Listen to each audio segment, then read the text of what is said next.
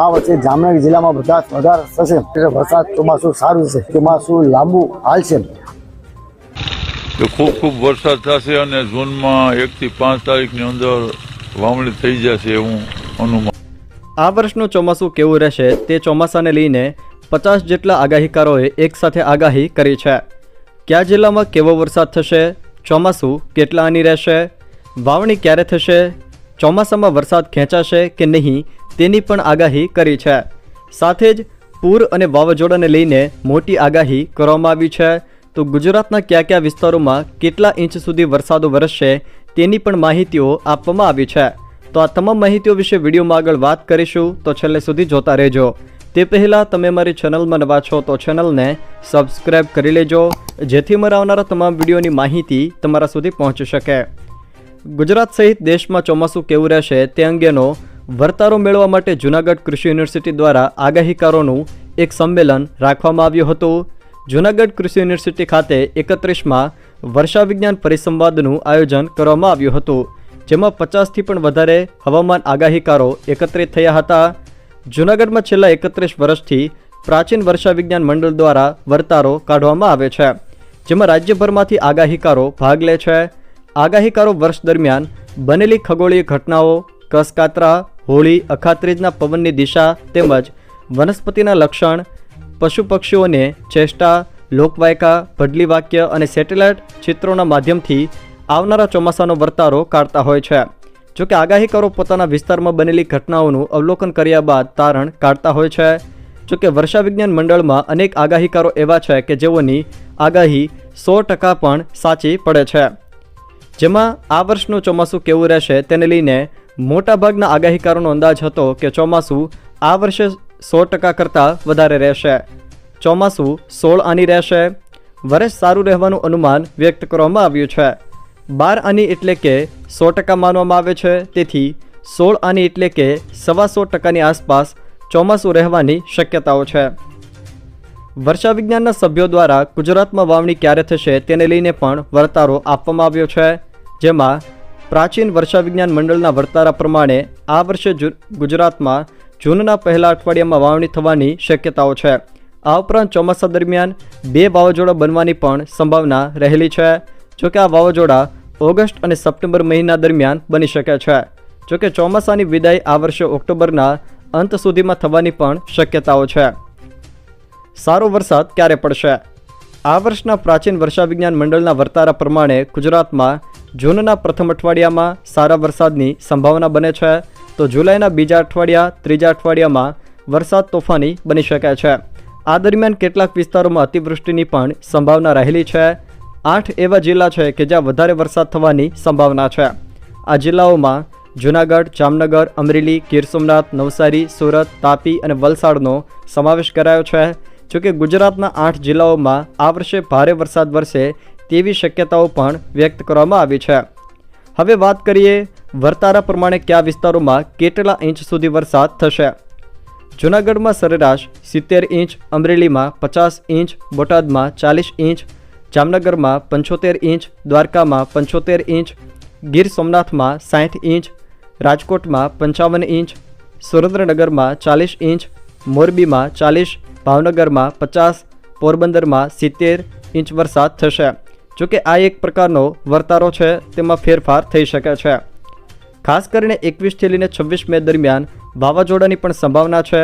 જ્યારે 13 થી 19 જૂન અને 9 થી 14 ઓક્ટોબર દરમિયાન મજબૂત સિસ્ટમ દરિયામાં બનવાની સંભાવનાઓ પણ વ્યક્ત કરાય છે. જોકે 18 થી 25 ઓક્ટોબર દરમિયાન પણ વાવાઝોડું કે સિસ્ટમ બને તેવી કેટલીક આગાહીઓ હવામાન નિષ્ણાતો દ્વારા પણ કરવામાં આવી છે. સૌથી પહેલાં વાત કરીએ તો હવામાન નિષ્ણાંત રમણીકભાઈ વામજાએ આવનારા ચોમાસાને લઈને મહત્વનો વર્તારો આપ્યો છે, જેમાં તેઓએ જણાવ્યું છે કે નવરાત્રિમાં પણ વરસાદ થશે.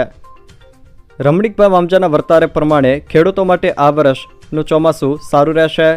ભીમ 11 પર વાવણી શરૂ થશે અને તે 3 તબક્કામાં પૂર્ણ થશે. 7 જૂન સુધીમાં પહેલી વાવણી, 21 જૂન સુધીમાં બીજી અને 29 જૂન સુધીમાં તમામ સ્થળે વાવણી લાયક વરસાદ થશે. ચોમાસું લાંબુ રહેશે અને નવરાત્રિમાં પણ વરસાદ થશે. ખાસ કરીને જામનગર જિલ્લામાં વધારે વરસાદની સંભાવના તેઓએ વ્યક્ત કરી છે. આ વર્ષે સરેરાશ 48 થી 50 ઇંચ વરસાદની અપેક્ષા તેઓએ વ્યક્ત કરી છે. જુલાઈમાં અતિવૃષ્ટિ થશે અને હાથિયા તથા ચિત્રા નક્ષત્રમાં પણ ભારે વરસાદ થશે તેવું તેમણે જણાવ્યું છે.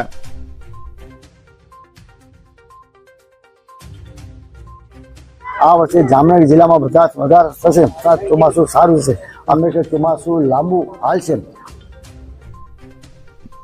ભીમાભાઈ ઓડેદરા દ્વારા પણ આવનારા ચોમાસાને લઈને મહત્વનો વર્તારો આપવામાં આવ્યો છે, જેમાં તેઓએ જણાવ્યું છે કે જૂનના પ્રારંભે સૌરાષ્ટ્રમાં વાવણી થશે.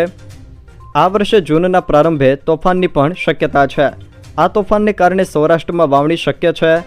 જૂનના પ્રારંભે સૌરાષ્ટ્રમાં વાવણી થશે, પરંતુ વચ્ચે વચ્ચે વરસાદ ખેંચાવાની પણ સંભાવના રહેલી છે. ઓગસ્ટ અને સપ્ટેમ્બર મહિના દરમિયાન વરસાદ અનિયમિત રહે તેવું પણ શક્ય બની શકે. કે દર વર્ષે જેમ વર્ષાઋતુ સક્રિય થાય છે અને શિકાર વર્ષા આપે એવું દેખાતું નથી, કોઈ તોફાન જેવી.